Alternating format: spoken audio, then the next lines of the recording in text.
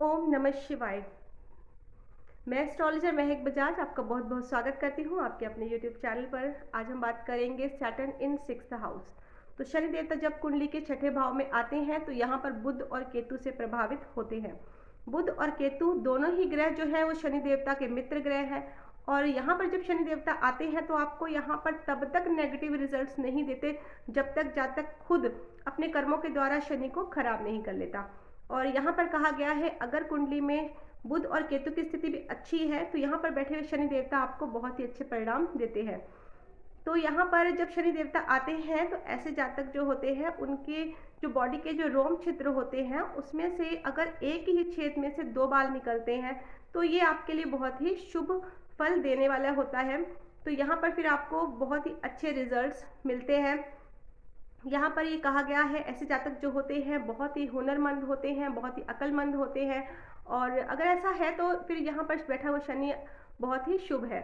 और यहाँ पर कहा गया है ऐसे जातक अगर अपना विवाह 28 वर्ष के बाद करवाते हैं तो फिर इनको बहुत ही अच्छे परिणाम मिलते हैं। फिर कुंडली में आपके शुक्र, बुध और केतु से रिलेटेड आपको बहुत ही अच्छे रिजल्ट्स मिलते हैं। शुक्र यानी आपकी गृहस्थी का सुख, और बुध यानी आपको बिजनेस, आपके व्यापार में आपको सक्सेस मिलेगी। और केतु यानी आपके पुत्र संतान का आपको सुख मिलता है, धन दौलत का सुख मिलता है, आपको गृहस्थी का सुख मिलता है और हर तरफ से सक्सेस आपको मिलती है। इसलिए यहाँ पर कहा गया है कि ऐसे जातक अपना विवाह 28 वर्ष के बाद ही करवाए। और अगर देखिए आपके 6th हाउस में शनि देवता हैं और ऐसे में अगर कुंडली में आपके 3rd हाउस में राहु देवता आ जाते हैं, राहु अगर कुंडली में उच्च का बैठा हुआ है, राहु अगर 3rd हाउस में है या फिर राहु 6th हाउस में है तो फिर यहाँ पर कहा गया है कि ऐसे जातक जो है उनको 42 वर्ष के बाद बहुत ही ज़्यादा सफलता मिलती है, बहुत ज़्यादा तरक्की मिलती है, उसकी सभी परेशानियाँ जो है वो दूर हो जाती हैं। चाहे आपकी लाइफ में कोई भी प्रॉब्लम्स चल रही हो, चाहे आपको धन से संबंधित परेशानियां हो या बिजनेस रिलेटेड प्रॉब्लम्स हो, 42 वर्ष की आयु के बाद ऐसे जातकों को सभी परेशानियां जो है इनकी दूर हो जाती हैं और इनको काफ़ी ज़्यादा सक्सेस मिलती है।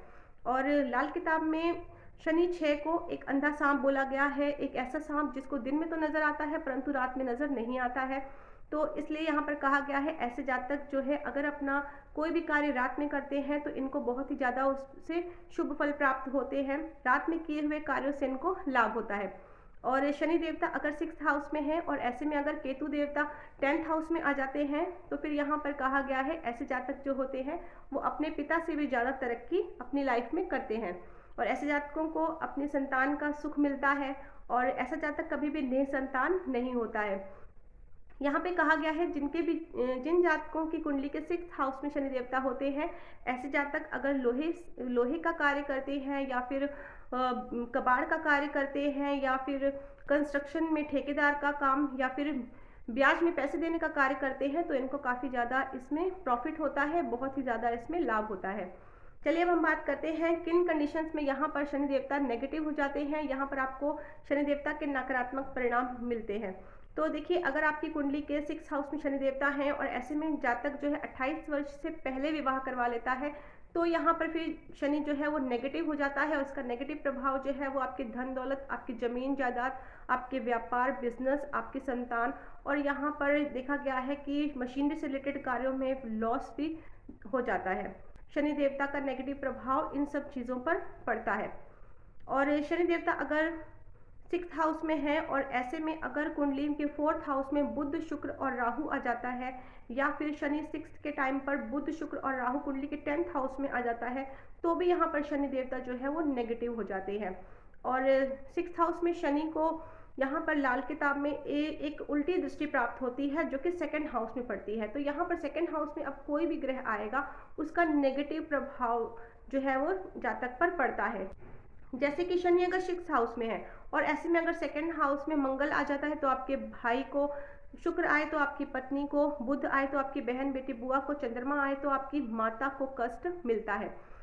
6th हाउस में शनि देवता है और अगर यहाँ पर शनि देवता नेगेटिव है तो ये घर जो है रोग, ऋण, शत्रु का भी होता है और फिर यहाँ पर आपको डाइजेशन सिस्टम में प्रॉब्लम, बीमारियाँ बनी रहती हैं।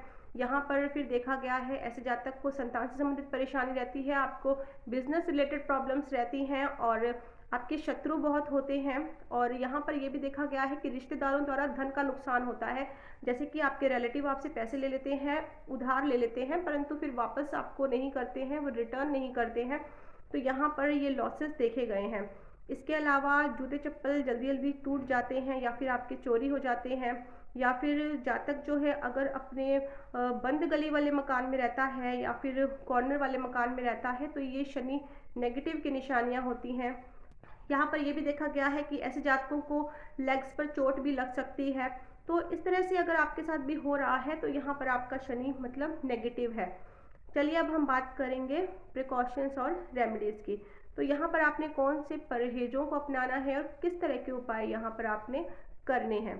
तो सबसे पहले तो आपने यहाँ पर 28 वर्ष के बाद ही विवाह करना है, और यहाँ पर आपने तामसिक भोजन का प्रयोग नहीं करना है, मांस मदिरा का सेवन आपने नहीं करना है। और यहाँ पर कहा गया है कि अगर आपको बिजनेस रिलेटेड प्रॉब्लम्स आ रही हैं तो बुध की चीज़ों का आप दान कर सकते हैं। संतान से संबंधित परेशानियाँ आ रही है तो भूरे या फिर काले कुत्ते की सेवा करें। और यहाँ पर कहा गया है कि आप बादाम और नारियल जल प्रवाह कर सकते हैं, या फिर आप इसको दान भी कर सकते हैं। और लेदर के जूते आप मजदूरों को दान करें। तो इस तरह के उपाय करके आप यहाँ पर अपने शनि को पॉजिटिव कर सकते हैं। तो मेरी जानकारी आपको अच्छी लगी है, इसको शेयर करें और मेरी वीडियो को आप लाइक करें, चैनल को सब्सक्राइब ज़रूर करें, ताकि मेरे जो अपकमिंग वीडियोस हैं उनका आपको नोटिफिकेशन टाइम टू टाइम मिलता रहे। तो अब हम मिलेंगे अपनी नेक्स्ट वीडियो में, सैटर्न इन 7th हाउस।